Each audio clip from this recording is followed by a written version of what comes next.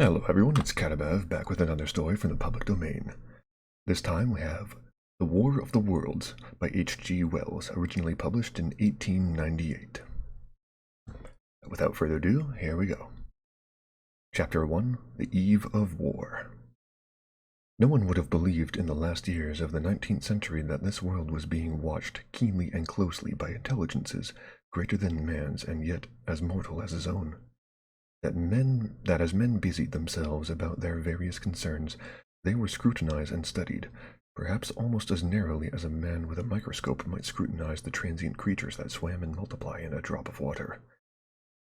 With infinite complacency, men went to and fro over his globe, about their little affairs, serene in their assurance of their empire over matter.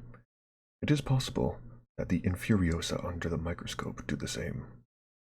No one gave a thought to the older worlds of space as sources of human danger, or thought of them only to dismiss the idea of life being upon them as impossible or improbable. It is curious to recall some of the mental habits of those departed days. At most, terrestrial men fancied there might be other men upon Mars, perhaps inferior to themselves and ready to welcome a missionary enterprise. Yet across the gulf of space, minds that are to our minds as ours are to those of the beasts that perish, intellects vast and cool and unsympathetic, regarded this earth with envious eyes, and slowly and surely drew their plans against us. And early in the 20th century came the great disillusionment. The planet Mars, I scarcely need remind the reader, revolves around the sun at a mean distance of 140 million miles, and the light and heat it receives from the sun is barely half of that received by this world. It must be, the nebular hypothesis has any truth, older than our world. And long before this, Earth ceased to be molten. Life upon its surface must have begun its course. The fact that it's scarcely 1/7 of the volume of Earth must have accelerated its cooling to the temperature at which life could begin. It has air and water, and all that is necessary for the support of animated existence. Yet so vain is man, and so blinded by his vanity, that no writer, up to the very end of the 19th century, expressed any idea that intelligent life might have developed there far or indeed at all beyond its earthly level. Nor was it generally understood that since Mars is older than our Earth, with scarcely a quarter of the superficial area and remoter from the sun, it necessarily follows that it is not only more distant from time's beginning, but nearer to its end. Secular cooling that must someday overtake our planet has already gone far indeed with our neighbor. Its physical condition is still largely a mystery, but we know now that even in its equatorial region the midday temperature barely approaches that of our coldest winter. Its air is much more attenuated than ours. Its oceans have shrunk until they cover but a third of its surface. And as its slow seasons change, huge snowcaps gather and melt about either pole, and periodically inundate its temperate zones, that last stage of exhaustion, which to us is still incredibly remote, has become a present-day problem for the inhabitants of Mars. The immediate pressure of necessity has brightened their intellects and enlarged their powers and hardened their heads.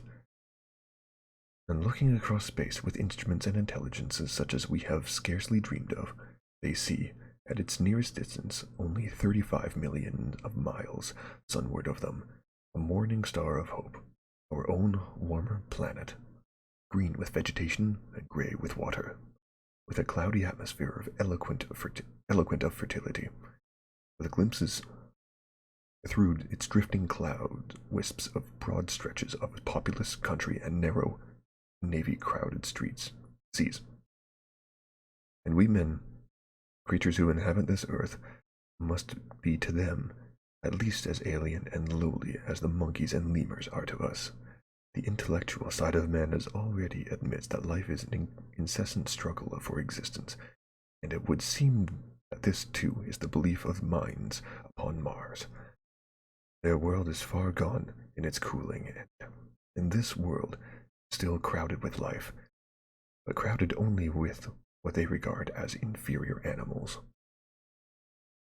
carry warfare sunward is, indeed, their only escape from the destruction that generation after generation creeps upon them. And before we judge them too harshly, we must remember what ruthless and utter destruction our own species has wrought, not only upon animals, such as the vanished bison and the dodo, but upon its inferior races.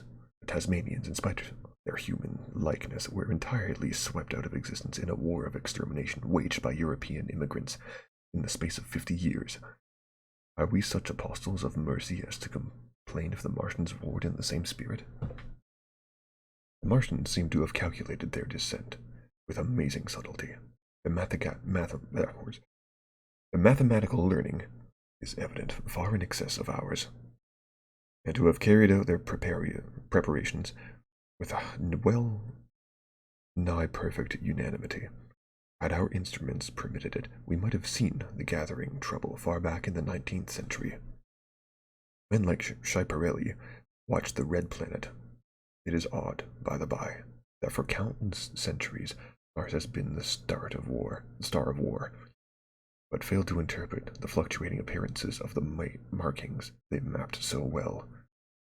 All that time the Martians must have been getting ready. During the opposition of 1894, a great light was seen on the illuminated park of the disk, first at the Salt Lick Observatory, then by the Perotin of Nice, and then by other observers. English readers heard of it first in the issue of Nature, dated August 2nd. I am inclined to think that this blaze may have been the casting of the huge gun in the vast pit sunk into their planet, from which their shots were fired at us. Peculiar markings, as yet unexplained, were seen near the site of that outbreak during the next two oppositions. The storm burst upon us 6 years ago now. As Mars approached opposition, Lavelle of Java set the wires of the astronomical exchange palpitating with the amazing intelligence of a huge outbreak of incandescent gas upon the planet. It had occurred towards the midnight of the 12th, and the spectroscope, to which he had at once restored, indicated a mass of flaming gas, chiefly hydrogen, moving with enormous velocity towards this Earth. This jet of fire had become invisible about 12:15. He compared it to a colossal puff of flame suddenly and violently squirted out of the planet, as flaming gases rushed out of a gun. A singularly appropriate phrase it proved, yet the next day there was nothing of this in the papers except a little note in the Daily Telegraph, and the world went in ignorance of one of the greatest dangers that ever threatened the human race. I might not have heard of the eruption at all had I not met Ogilvy, the well-known astronomer at Ottershaw. He was immensely excited at the news, and in the excess of his feelings invited me to take turn with him at that night in a scrutiny of the Red Planet. In spite of all that has happened since, I still remember that vigil very distinctly. The black and silent observatory shadowed the lantern, throwing a feeble glow upon the floor in the corner, steady ticking of the clockwork of the telescope, a little slit in the roof, an oblong profundity with the stardust straight across it. Ogilvy moved about, invisible but audible. Looking through the telescope, one saw a circle of deep blue, and the little round planet swimming in the field. It seemed like such a little thing, so bright and small and still, faintly marked with transverse stripes, slightly flattened from the perfect round, but so little it was, so silvery warm, a pin's head of light. It was as if it quivered, but really, this was the telescope vibrating with the activity of the clockwork that kept the planet in view. As I watched, the planet seemed to grow larger and smaller, and to advance and recede, but that was simply that my eye was tired. 40 million of miles it was from us, more than 40 millions of miles of void. Few people realize the immensity of vacancy in which the dust of the material universe swims. Near it in the field, I remember, were 3 faint points of light, 3 telescopic stars infinitely remote, and all around it was the unfathomable darkness of empty space. You know how that blackness looks on a frosty starlit night. In a telescope it seems far profounder. and invisible to me because it was so remote and small, flying swiftly and steadily towards me that incredible distance, growing nearer every minute by so many thousands of miles, came the thing they were sending us, the thing that was to bring so much struggle and calamity and death to the earth. I never dreamed of it then, as I watched. No one on earth dreamed of that unerring missile. That night, too, there was another jetting out of gas from the distant planet. I saw it, a reddish flash at the edge, slightest projection of the outline, just as the chronometer struck midnight. At that I told Ogilvy, and he took my place. The night was warm. I was thirsty. I went stretching my legs clumsily and feeling my way in the darkness to the little table where the siphon stood, while Ogilvy exclaimed at the streamer of gas that came toward us. That night, another invisible missile started on its way to the Earth from Mars, just a second or so under 24 hours after the first one. I remember how I sat on the table there, in the blackness, with patches of green and crimson swimming before my eyes. I wish I had light to smoke by. Little suspecting the meaning of the minute gleam I had seen, and all that it would presently bring me. Ogilvy watched till 1, and then gave it up. And we lit the lantern and walked over to his house, down below in the darkness, where Ottershaw and Chertsey and all their hundreds of people sleeping in peace. He was full of speculation in that night about the condition of Mars, and scoffed at the vulgar idea of having its inhabitants who were signaling us. His idea that meteorites might be falling in a heavy shower upon the planet, or that a huge volcanic explosion was in progress. He pointed out to me how unlikely it was that organic evolution had taken the same direction in the two adjacent planets. The chances against anything man-like on Mars are 1,000,000 to 1, he said.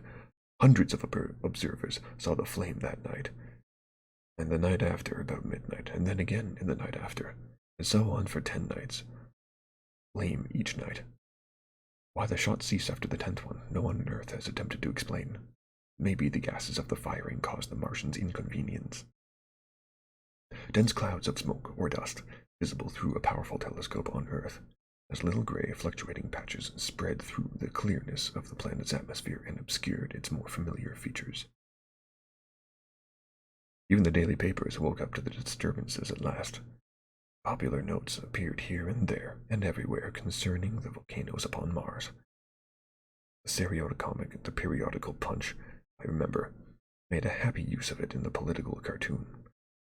And all unsuspected, those missiles the Martians had fired us drew earthward, rushing now at a pace of many miles a second through the empty gulf of space, hour by hour and day by day, nearer and nearer. It seems to me now almost incredibly wonderful that, with that swift fate hanging over us, men could go about their petty concerns as they did. I remember just how jubilant Markham was at securing a new photograph of the planet for the illustrated paper he edited in those days. People in these latter times scarcely realize the abundance and enterprise of our 19th century papers. My own part, I was much occupied in learning to ride the bicycle, and busy upon a series of papers discussing the probable developments of moral ideas as civilization progressed. One night, the first missile then could scarcely have been 10 million miles away. I went for a walk with my wife. It was starlit, and I explained the signs of the zodiac to her, pointed out Mars, a bright dot of light, creeping zenithward towards which so many telescopes were pointed. It was a warm night. Coming home, a party of excursionists from the Chertsey or Isleworth passed us singing and playing music. There were lights in the upper windows of the house as the people went to bed. From the railway station, in the distance, came the sound of shunting trains, ringing and rumbling, softened almost to melody by the distance. My wife pointed out to me the brightness of the red, green, and yellow signal lights hanging in a framework against the sky. It seemed so safe and tranquil. Chapter 2. The Falling Star. Then came the night of the first falling star.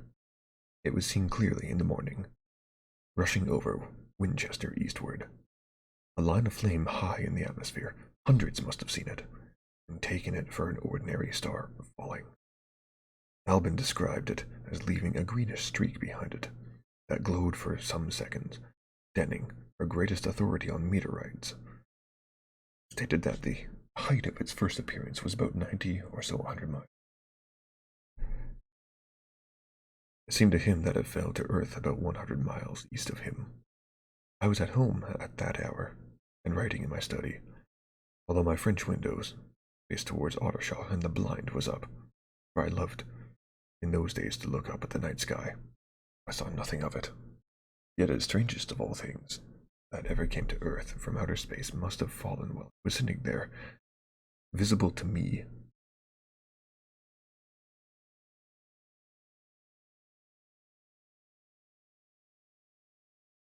Sorry, technical difficulties, bear with me.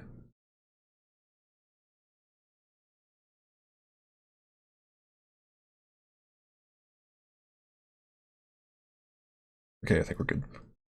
Visible to me had I only looked up as it passed. Some of those who saw its flight say it traveled with a hissing sound. I myself heard nothing of that. Many people in Berkshire, Surrey, and Middlesex must have seen the fall of it, and, at most, have thought that another meteorite had descended. No one seems to have troubled to look for the fallen mass that night. But very early in the morning, poor Ogilvy, who had seen the shooting star, and who was persuaded that a meteorite lay somewhere on the common between Horsell, Ottershaw, and Woking, rose early with the idea of finding it. Find it he did, soon after dawn, and not far from the sand pits.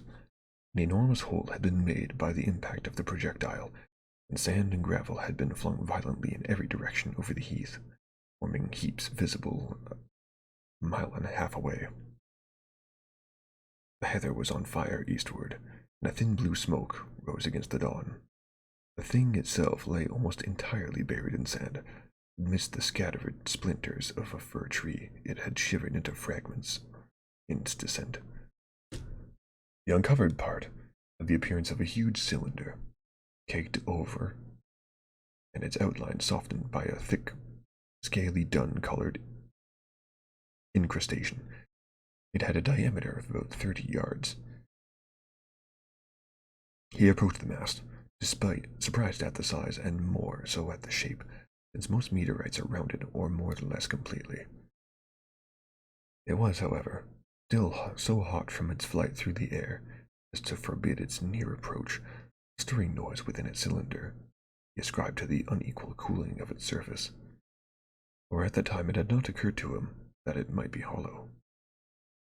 He remained standing at the edge of the pit that the thing had made for itself, staring at its strange appearance, astonished chiefly at its unusual shape and color, and dimly perceiving even when some evidence of design in its arrival. The early morning was wonderfully still, and the sun was just clearing the pine trees towards Weybridge. Was already warm. He did not remember hearing any birds that morning. There was certainly no breeze stirring. The only sounds were faint movements from within the cindery cylinder. He was alone on the common. Then suddenly, he noticed with a start that some of the grey clinker, the ashy incrustation that covered the meteorite, was falling off the circular edge of the end. It was dropping off in flakes and raining down upon the sand. A large piece suddenly came off and fell with a sharp noise that brought his heart into his mouth. For a minute he scarcely realized what this meant, and although the heat was excessive, he clambered down into the pit close to the bulk to see the thing more clearly. He fancied even then that the cooling of the body might account for this, but what disturbed that idea was the fact that the ash was falling only from one end of the cylinder. And then he perceived that, very slowly, the circular top of the cylinder was rotating on its body. It was such a gradual movement that he discovered it only through noticing that a black mark that had been near him 5 minutes ago was now at the other side of the circumference. Even then he scarcely understood what this indicated, until he heard a muffled, grating sound that saw the black mark jerk forward an inch or so, Then the thing came upon him in a flash. The cylinder was artificial, hollow, with an end that screwed out. Something within the cylinder was unscrewing the top. "Good heavens," said Ogilvy. "There's a man in it! Man in it!" Half roasted to death trying to escape. Once, with a quick mental leap, he linked the thing with the flash upon Mars. The thought of the confined creature was so dreadful to him that he forgot the heat and went forward to the cylinder to help turn, but luckily the dull radiation arrested him before he could burn his hands on the still glowing metal. At that he stood irresolute for a moment, then turned, scrambled out of the pit, and set off running wildly into Woking. The time then must have been somewhere about 6 o'clock. I met a wagoner and tried to make him understand, but the tale he told and his appearance were so wild that his hat had fallen off in the pit. The man simply drove on. He was equally unsuccessful with the postman, who was just unlocking doors of the public house by Horsell Bridge. The fellow thought he was a lunatic at large, and made an unsuccessful attempt to shut him to the tap room. That sobered him a little. When he saw Henderson, a London journalist, in his garden, he called over the palings and made himself understood. "Henderson," he called, "you saw that shooting star last night?" "Well," said Henderson, "it's out on Horsell Common now." "Good Lord," said Henderson, "fallen meteorite, that's good." "But it's something more than a meteorite. It's a cylinder, an artificial cylinder, men, and there's something inside." Henderson stood up with his spade in his hand. "What's that?" he said. He was deaf in one ear. Ogilvy told him all he had seen. Henderson was a minute or so taking it in. Then he dropped his spade, snatched up his jacket, and came out into the road. The two men hurried back at once to the common, and found the cylinder still laying in the same position. But now the sounds inside had ceased. A thin circle of bright metal showed between the top and the body of the cylinder. Air was either entering or escaping at the rim with a thin, sizzling sound. They listened, rapped on the scaly burnt metal with a stick, and meeting with no response, both concluded that the man or men inside must be insensible or dead. Of course, the two were quite unable to do anything. They shouted consolation and promises, went back towards the town again to get help. One can imagine them, covered with sand, excited and disordered, running up the little street in the bright sunlight, just as the shop folks were taking down their shutters. People were opening their bedroom windows. Henderson went into the railway station at once in order to telegraph the news to London. The newspaper articles had prepared men's minds for the reception of the idea. By 8 o'clock, a number of boys and unemployed men had already started for the common to see the dead men from Mars. That was the only form the story took. I heard of it first from a newspaper boy about 9:15 when I went out to get my daily chronicle. I was naturally startled, and lost no time in going out and across the Ottershaw Bridge to the sandpits. Get a quick drink before we start Chapter 3.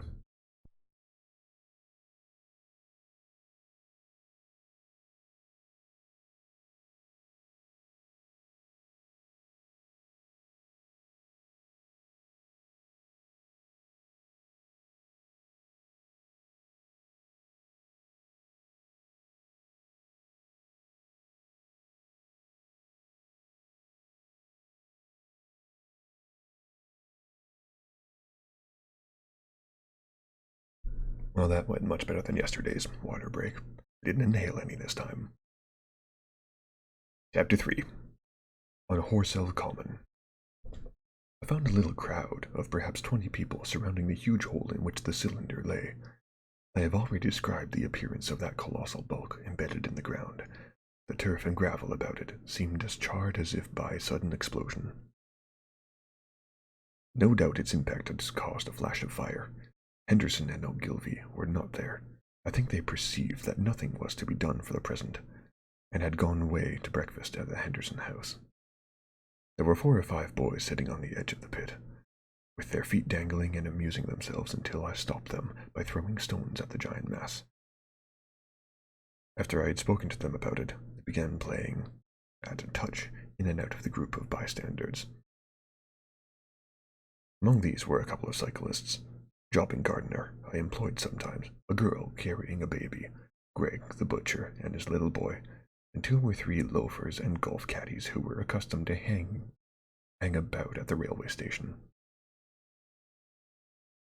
There was very little talking. Few of the common people in England had anything but the vaguest astronomical ideas in those days. Most of them were staring quietly at the big table-like end of the cylinder, which was still as Ogilvy and Henderson had left it. I fancy the popular expectation heap of charred corpses was disappointed at this inanimate bulk. Some went away while I was there, and other people came. I clambered into the pit and fancied I heard a faint movement under my feet. The top had certainly ceased to rotate. It was only then I got thus close to it that the strangeness of the object was at all evident to me. At first glance, it was really no more exciting than an overturned carriage or a tree blown across the road. Not so much so, indeed. It looked like a rusty gas float. It required a certain amount of scientific education to perceive that the grayscale of the thing was no common oxide. The yellowish-white metal that gleamed in the crack between the lid and cylinder had an unfamiliar hue. Extraterrestrial had no meaning for most of the onlookers. At the time, it was quite clear in my own mind that the thing had come from the planet Mars, but I judged it improbable that it contained any living creature. I thought the unscrewing might be automatic. In spite of Ogilvy, I still believed that there were men in Mars. My mind raced frantically on the possibilities of its containing manuscript, on the difficulties of transition that might arise, whether we should find coins or models in it, and so forth. Yet it was a little too large for assurance on this idea. I felt an impatience to see it opened. About 11, as nothing seemed happening, I walked back, full of such thought, to my home in Maybury, but I found it difficult to get upon to work my abstract investigations. In the afternoon, the appearance of the common had altered very much. The early editions of the evening papers had startled London with enormous headlines. A message received from Mars, remarkable story from Woking, and so forth. In addition, Ogilvy's wire to the Astronomical Exchange had roused every observatory in the 3 kingdoms. There were half a dozen flies or more by the from the Woking station, standing in by the road by the sand pits. A basket chaise from Chobham, and a rather lordly carriage. Besides that, there was quite a heap of bicycles. In addition, a large number of people must have walked, in spite of the heat of the day, from Woking and Chertsey, so that there was altogether quite a considerable crowd, 1 or 2 gaily dressed ladies among others. It was glaringly hot, not a cloud in the sky, nor a breath of wind. And the only shadow was that of the few scattered pine trees. Burning heather had been extinguished, but the level ground towards Ottershaw was blackened as far as one could see, and still giving off vertical streamers of smoke. Enterprising sweet-stuff dealer in the Chobham Road sat up his son with a barrow load of green apples and ginger beer. Going to the edge of the pit, I found it occupied by a group of about half a dozen men, Henderson, Ogilvy, and a tall, fair-haired man I afterwards learned was the Stent, the astronomer royal, with several workmen wielding spades and pickaxes. Stent was given directions in a clear, high-pitched voice. He was standing on the corner cylinder, which was now evidently much cooler. His face was crimson and streaming with perspiration, and something seemed to have irritated him. A large portion of the cylinder had been uncovered, though its lower end was still embedded.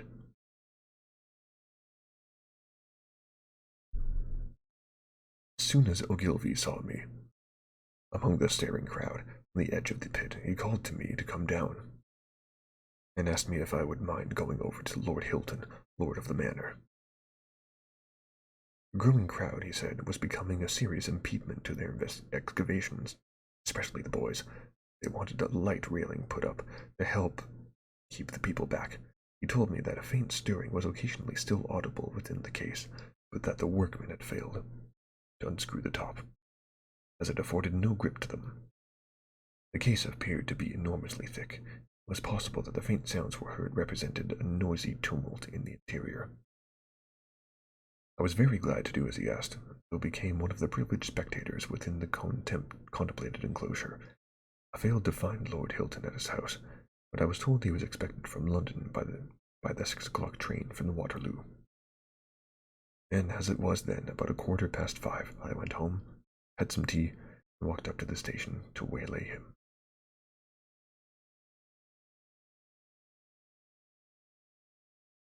Chapter 4. The cylinder opens.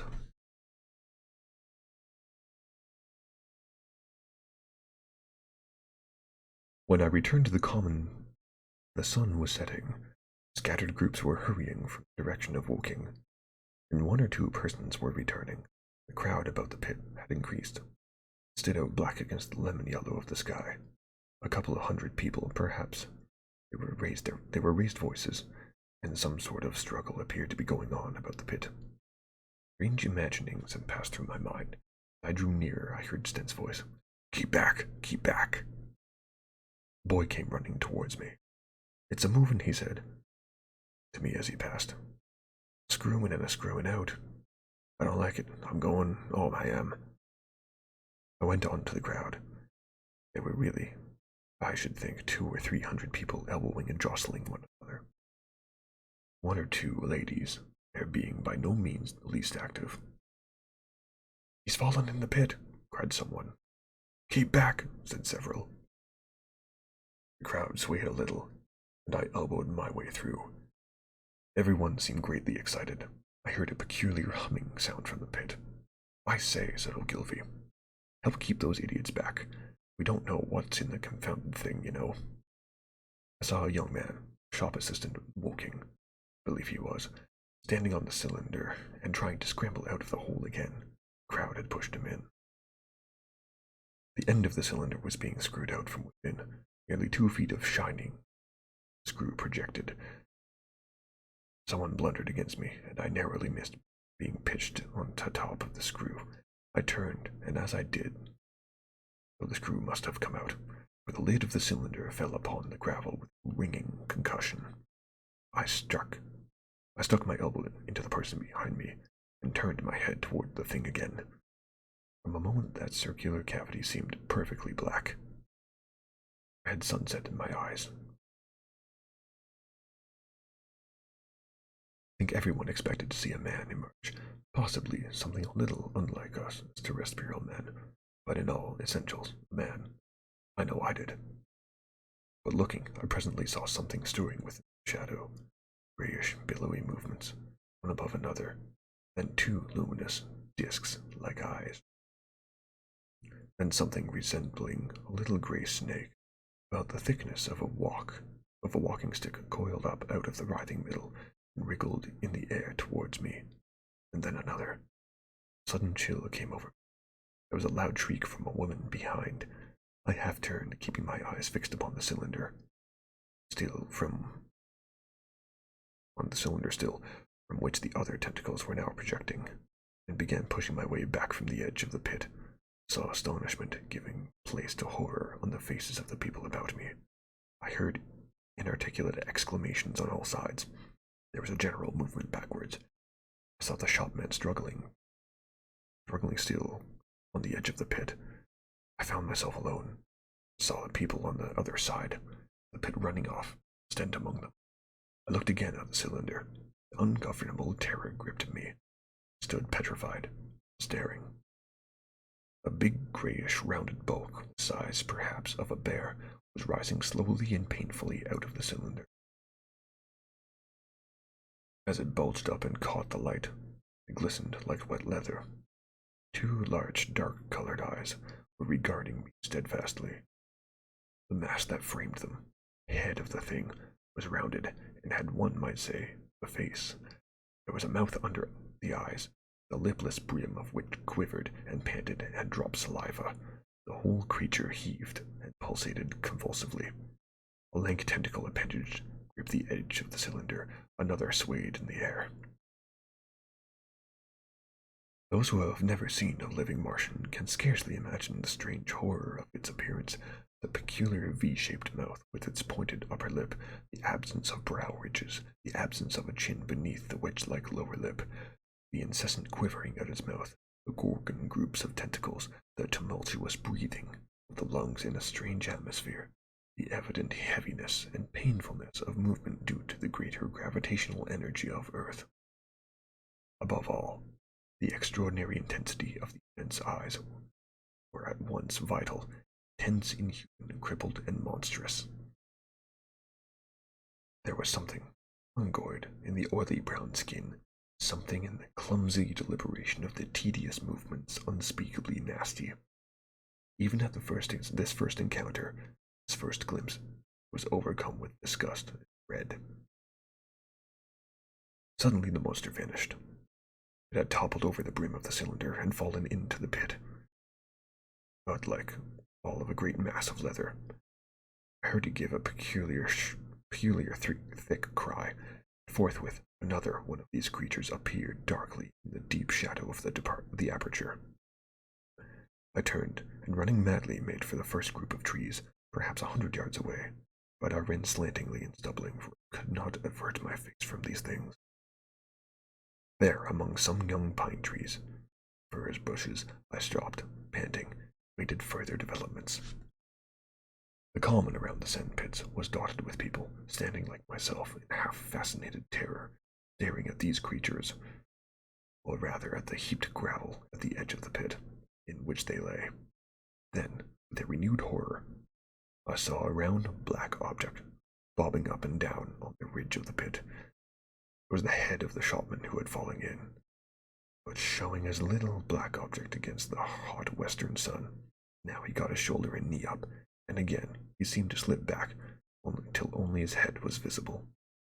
Suddenly he vanished, and I could have fancied a faint shriek had reached me. I had a momentary impulse to go back and help him, that my fears overruled. Everything was then quite invisible, hidden by the deep pit, and the heap of sand that the fall of the cylinder had made. Anyone coming along the road from Chobham or Woking could have been amazed at the sight. A dwindling multitude of perhaps 100 people or more standing in a great irregular circle in ditches, behind bushes, behind gates and hedges, saying little to one another, and in that short excited shouts, and staring hard at the few heaps of sand. The barrow of ginger beer stood, a queer derelict, black against the burning sky, and in the sand pits was a row of deserted vehicles with their horses feeding out of nosebags or pawing the ground. Just gonna go for another quick drink, be right back.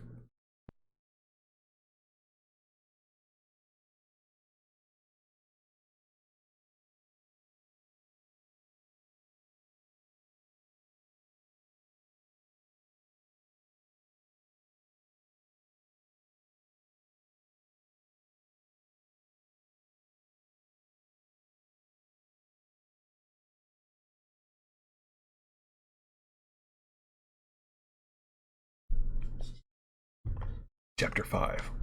The Heat Ray. After the glimpse I had had of the Martians emerging from the cylinder in which they had come to the Earth from their planet, a kind of fascination paralyzed my actions. I remained standing knee-deep in the heather, staring at the mound that hid them. I was a battleground of fear and curiosity. I did not dare go back towards the pit, but I felt a passionate longing to peer into it. I began walking, therefore, in a big curve, seeking some point of vantage and continually looking at the sand heaps that hid these newcomers to our Earth. Once a leash of thin black wisps, like the arms of an octopus, flashed upon the sunset and was immediately withdrawn, and afterwards a thin rod rose up, joint by joint, bearing at its apex a circular disc that spun with a wobbling motion. What could be going on there? Most of the spectators had gathered in one or two groups. One, a a little crowd towards Woking, the other, a knot of people in the direction of Cobham's. Evidently, they shared my mental conflict. There were a few near me. One man I approached was, I perceived, a neighbor of mine, though I did not know his name, and accosted him. But it was scarcely time for articulate conversation. "What ugly brutes," he said. "Good God, what ugly brutes!" He repeated this over and over again. "Do you see a man in the pit?" I said, but he made no answer to that. We became silent, and stood watching for a time side by side, deriving, I fancy, for a certain comfort in one another's company. Then I shifted my position to a little knoll that gave me the advantage of a yard or more of elevation, and when I looked for him presently, he was walking towards Woking. Sunset faded to twilight before anything further happened. The crowd far away on the left, working towards Woking, seemed to grow, and I heard now a faint murmur. A little knot of people towards Chobham dispersed. There was scarcely an imitation of movement from the pit. It was this, as much as anything, that gave people courage.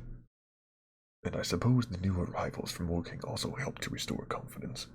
At any rate, as the dusk came on, a slow intermittent movement upon the sandpits began, a movement that seemed to gather force as the stillness of the evening, though the cylinder remained unbroken. Vertical black figures in twos and threes would advance, stop, watch, and advance again, spreading out as they did so in an irregular, thin crescent that promised to enclose the pit, its attenuated horns. I too, on my side, began to move towards the pit. Then I saw some cabmen, and others had walked boldly into the sandpits. I heard the clatter of hoofs and the gride of wheels. I saw a lad trundling off a barrel of apples, and then, within 30 yards of the pit, passing from the direction of Horsell, I noted a little black knot of men, foremost whom was waving a white flag. This was the deputation. There had been hasty consultation. Since the Martians were evidently, in spite of their repulsive forms, intelligent creatures, it had been resolved to show them by approaching them with signals that we, too, were intelligent. Flutter, flutter went the flag, the first to the right, then to the left. It was too far for me to recognize anyone there, but afterwards I learned that Ogilvy, Stent, and Henderson were the ones in this attempt at communication. This little group, in its advance, dragged inward, so to speak, the circumference of the now almost complete circle of people, and a number of dim black figures followed it at its discreet distance. Suddenly there was a flash of light, and a quantity of luminous greenish smoke came out of the pit in 3 distinct puffs, which drove up, one after another, straight into the still air. The smoke, or flame, perhaps would be the better word for it, was so bright that the deep blue sky overhead and the hazy stretches of brown common towards Chertsey, set with the black pine trees, seemed to darken abruptly as these puffs arose, and to remain the darker thereafter their dispersal. At the same time, a faint hissing sound became audible. Beyond the pit stood a little wedge of people, the white flag at its apex, arrested by these phenomena, a little knot of small vertical black shapes upon the black ground. As the green smoke arose, their faces flashed out pallid green, faced again as it vanished, and slowly, but the hissing passed into a humming, to a long, loud, droning noise. Slowly, a humped shape rose out of the pit. The ghost of a beam of light seemed to flicker out from it. Forthwith, flashes of actual flame, a bright glare leaping from one to another, sprang from the scattered group of men, as if something invisible. It was as if some invisible jet impinged upon them, flashed into white flame. It was as if each man were suddenly and momentarily turned to fire. Then, by the light of their own destruction, I saw them staggering and falling, their supporters turning to run. I stood staring, not as yet realizing that this was death leaping from man to man in that little distant crowd. felt was that something very strange, almost noiseless and blinding flash of light, and a man fell headlong and lay still. And as the unseen shaft of heat passed over them, pine trees burst into fire, and every dry furze bush became one with dull thud of massive flames, and far away towards Knaphill saw the flashes of trees and hedges and wooden buildings suddenly set alight. It was sweeping round swiftly and steadily, this flaming death, this invisible, inevitable sword of heat. Perceived it coming towards me by flashing bushes it touched, and was too astounded and stupefied to stir. I heard the crackle of fire in the sand pits, and the sudden squeal of a horse that was suddenly stilled.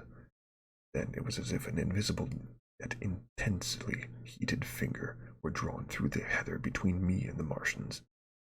All along a curving line beyond the sandpits, dark ground smoked and crackled.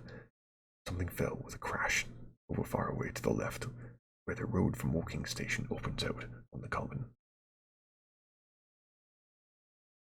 Forthwith, the hissing and humming ceased. A black dome-like object sank slowly out of sight into the pit. All this had happened with such swiftness that I had stood motionless, dumbfounded and dazzled by the flashes of light. That death swept through a full circle.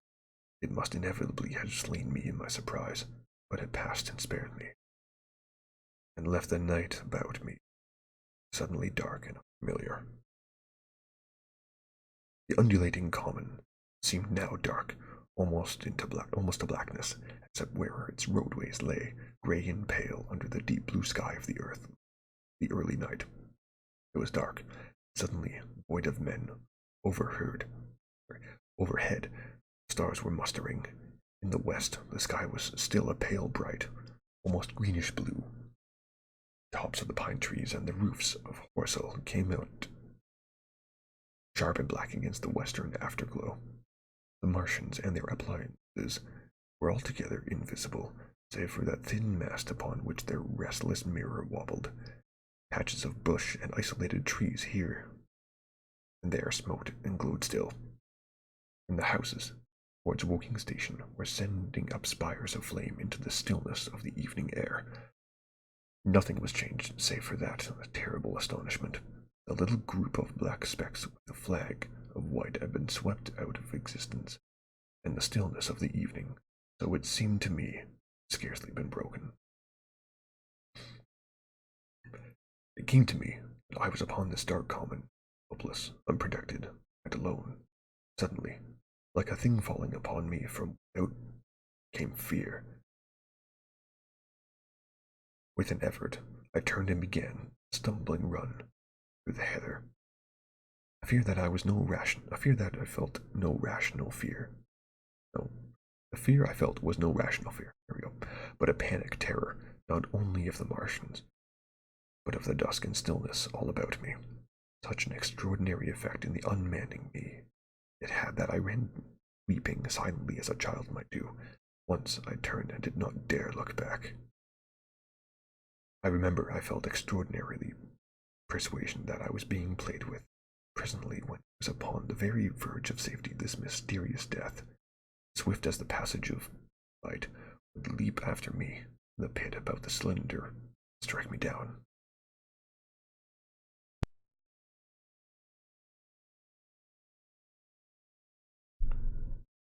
Just gonna get another quick drink. My mouth is pretty dry after talking all that much.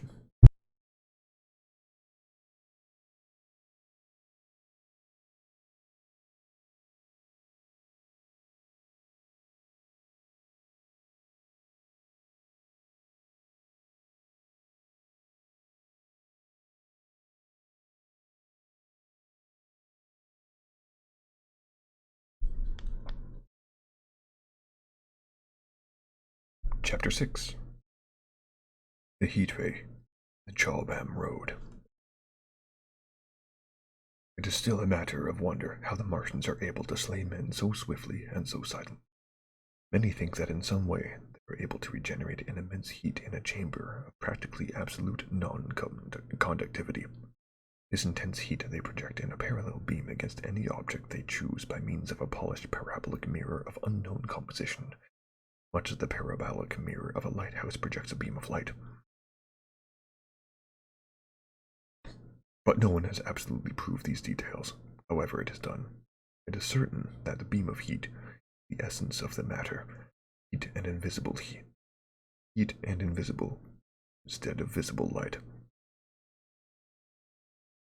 Whatever is combustible flashes into flame at its touch. Lead runs like water. It softens iron, cracks and melts glass. When it falls upon water, incontinently that explodes into steam. At night, nearly 40 people lay under the starlight about the pit, charred and distorted beyond recognition.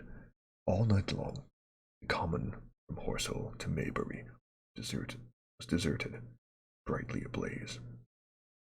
News of the massacre probably reached Chobham, Woking, and Ottershaw about the same time. In Woking, the shops had closed when the tragedy happened, and a number of people, shop people and so forth, attracted by the stories they had heard, were walking over the Horsell Bridge and along the road between the hedges that run last upon the common. You may imagine that the young people brushed up after the labors of the day in making this novelty as they would make any novelty, excuse for walking together and enjoying a trivial flirtation. You may figure to yourself the hum of the noise, road in gloaming. As yet, of course, few people in Woking even knew that the cylinder had opened, though poor Henderson sent the messenger on a bicycle to the post office with a special wire to an evening paper. As these folks came out by twos and threes upon the open, they found little knots of people talking excitedly and peering at the spinning mirror over the sandpits. The newcomers were no doubt soon infected by the excitement of the occasion. By 8:30, when the deputation was destroyed, there must have been a crowd of 300 people or more at the place, besides those who had left the road and approached the Martians nearer. There were 3 policemen too, one of whom was mounted, doing their best under instruments from Stent to keep people back and deter them from approaching the cylinder. There was some booing from those more thoughtless and excitable souls, to whom a crowd is always an occasion for noise and horseplay. Stent and Ogilvy anticipated some possibilities of a collision, had telegraphed from Horsell to the barracks as soon as the Martians emerged, for them to help of a company of soldiers to protect these strange creatures from violence. After that, they returned to Lead Hill, that ill-fated. After that, they returned to lead that ill-fated advance. The description of their death, as it was seen by the crowds, tallies very closely with my own impressions. 3 puffs of green smoke, the deep humming note, flashes of flame. But that crowd of people had far narrower escape than mine. Only the fact that a hummock of heathery sand intercepted the lower part of the heat ray saved them. Had the elevation of the parabolic mirror been a few yards higher, none could have lived to tell the tale. They saw the flashes and the men falling, and an invisible hand, as it were, lit the bushes as it hurried towards them in the twilight. Then, with a whistling note that rose above the droning of the pit, a beam swung close over their heads, lighting the tops of the beech trees that lined the road, and splitting the bricks, smashing the windows, firing window frames, and bringing down in crumbling ruin a portion of the gable of the house nearest the corner. The sudden hiss, thud in the sudden thud, hiss, and glare of the igniting trees, the panic-stricken crowd seemed to have swayed hesitantly for some moments. Sparks and burning twigs began to fall into the road, and single leaves, like puffs of flame, hats and dresses caught on fire. Then came a crying from the common. There were shrieks and shouts. And suddenly a mounted policeman came galloping through the confusion, with his hands clasped over his head, screaming. "They're coming!" a woman shrieked. Incontinently, everyone was turning, pushing at those behind in order to clear their way to Woking again. They must have bolted as blindly as a flock of sheep. The road grows narrow and black between the high banks. Crowd jammed. A desperate struggle occurred. All that crowd did not escape. 3 persons at least, 2 women and a little boy, crushed and trampled there, to die amid the terror, darkness.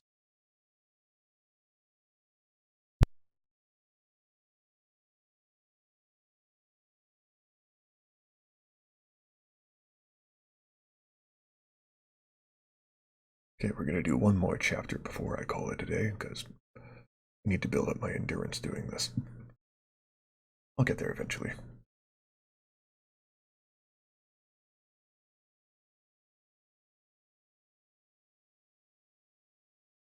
Chapter 7. How I Reached Home. For my own part, I remember nothing of my flight, except the stress of blundering against trees and stumbling through the heather. All about me all about me gathered the invisible terrors of the Martians. That pitiless sword of heat seemed whirling to and fro, flourishing overhead before it descended and smote me out of life. I came into the road between the crossroads and Horsell, and ran along this to the crossroads. At least I could go no further. At last I could go no further. I was exhausted with the violence of my emotion and of my flight, and I staggered and fell by the wayside. I was near the bridge that crossed the canal by the gaswork. I fell and lay still. I must have remained there for some time. Sat up, strangely perplexed. For a moment, perhaps, I could not clearly understand how I came there. My terror had fallen from me like a garment. My hat had gone, and my collar had burst away from its fastener. A few minutes before, there had only been 3 real things before me: the immensity of the night and space and nature, my own feebleness and anguish, and the near approach of death. Now it was as if something turned over, and the point of view altered abruptly. There was no sensible transition from one state of mind to another. I was immediately the self of every day again, decent, ordinary citizen, silent, common. The impulse of my flight, staring flames, were as if they had been in a dream. I asked myself, how had these latter things indeed happened? I could not credit it. I rose and walked unsteadily up the steep incline of the bridge. My mind was blank in wonder. My muscles and nerves seemed drained of their strength. I dare say I staggered drunkenly. A head rose over the arch. The figure of a workman carrying a basket appeared. Beside him ran a little boy. He passed me, wishing me a good night. I was minded to speak to him, but I did not. I answered his greeting with a meaningless mumble, went on over the bridge. Over the Maybury Arc train, a billowing tumult of white violet smoke and a long caterpillar of lighted windows went flying south. Clatter, clatter, clap, clap. And it had gone. A dim group of people talked in the gate of one of the houses in the pretty little row of gables that was called Oriental Terrace. It was all so real and so familiar. And that behind me, it was frantic, fantastic. Such things I told myself could not be. Perhaps I am a man of exceptional mood. I do not know how far my experience is common. At times I suffer from the strangest sense of detachment from myself and of the world about me. I seem to watch it all from the outside, from somewhere inconceivably remote, out of time, out of space, out of the stresses and tragedy of it all. This feeling was very strong upon me that night. Here was another side to my dream. But the trouble, the blank incongruity of its serenity, and the swift death flying yonder, not 2 miles away. There was a noise of business from the gaswork. The electrical lamps were all alight. I stopped at the group of people. "What news from the common?" said I. There were 2 men and a woman at the gate. "Eh?" said one of the men, turning. "What news from the common?" I said. "Ain't you just been there?" asked the men. "People seem fairly silly about the common," said the woman over the gate. "What's this all about?" "Haven't you heard from the men from Mars?" said I. "The creatures from Mars?" "Quite enough," said the woman over the gate. "Thanks." All 3 of them laughed. I felt foolish and angry. I tried, and found out I could not tell them what I had seen. They laughed again. Laughed again at my broken sentences. You'll hear more yet, he said, and went on to my home. I startled my wife at the doorway, so haggard was I, went to the dining room, sat down, and drank some wine. So soon as I could collect myself sufficiently, I told her things I had seen. The dinner, which was a cold one, had already been served, and remained neglected on the table while I told my story. There is one thing, I said, to allay the fears I had aroused. They are the most sluggish things I ever saw crawl. They may keep the pit and kill people who come near them, but they cannot get out of it. The horror of them! Don't, dear, said my wife, knitting her brows and putting her hand on mine. Poor Ogilvy, to think he may be lying dead there. My wife at least did not find my experience incredible. When I saw how deadly white her face was, I ceased abruptly. They may come here, she said, again and again. I pressed her to take wine and tried to reassure her.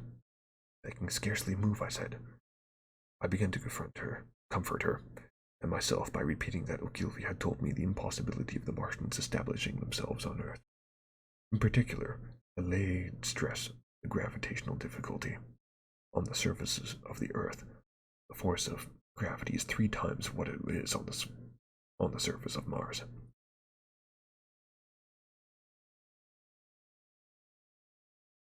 Albeit his muscular strength would be the same, his own body would be a cope of lead to him. That indeed was the general opinion. Both the Times and the Daily Telegraph, for instance, insisted on it next morning, and both overlooked, just as I did, 2 obvious modifying influences. The atmosphere of the Earth, we know now, contains more oxygen, or far less argon, whichever way one likes to put it, does Mars. The invigorating influences of this excess of oxygen upon the Martians indisputably did much to counterbalance the increased weight of their bodies, and in the second place, we all overlooked the fact that such mechanical intelligence such as the Martian possessed was quite able to dispense with the muscular excursion in a pinch. But I did not consider these points at the time, and so my reasoning was dead against the chances of the invaders. With wine and food, the confidence of my own table, and the necessity of reassuring my wife, I grew insensible degrees of courage and secure.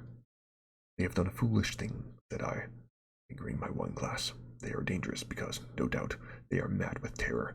Perhaps they expected to find no living thing, certainly no intelligent living things. A shell in the pit, said. The worst comes to worst, we will kill them all. The intense excitement of the events had no doubt left my perceptive powers in a state of etherism. I remember that dinner table with extraordinary vividness even now. My dear wife's sweet, anxious face peering at me from under the pink lampshade, the white cloth of its silver glass table upon its furniture. White cloth with its silver and glass table furniture. In those days, even philosophical writers had many little luxuries. The crimson purple wine in my wine glass are photographically distinct. At the end of it, I sat tempering nuts with a cigarette, regretting Ogilvy's sudden rashness, and denouncing the short-sighted timidity of the Martians. So some respectable dodo in the Martius